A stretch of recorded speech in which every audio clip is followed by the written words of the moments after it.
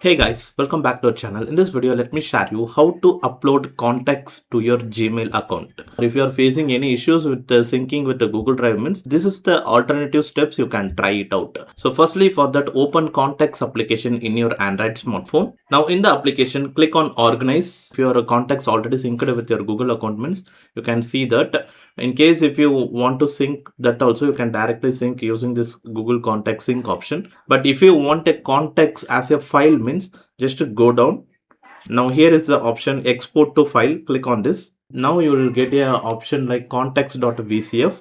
So you can also rename it to as per your wish. Based on your device, you can rename it.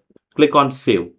Now you will see contacts will be exported shortly, and also in the notification bar you will see finished exporting contacts. To upload this contacts file in your Gmail account, you can upload in Gmail or Google Drive anywhere. Now just to open Gmail and click on compose, enter your own email ID itself and click on the attachment, click on files.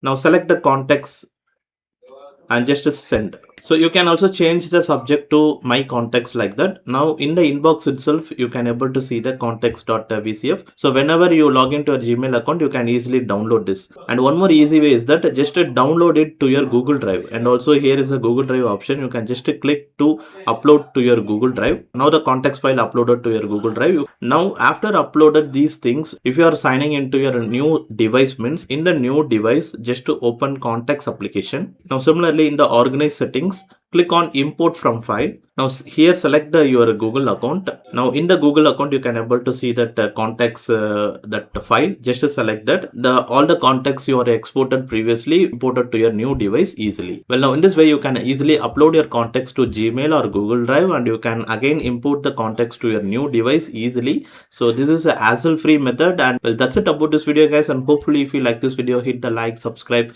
Thanks for watching this video.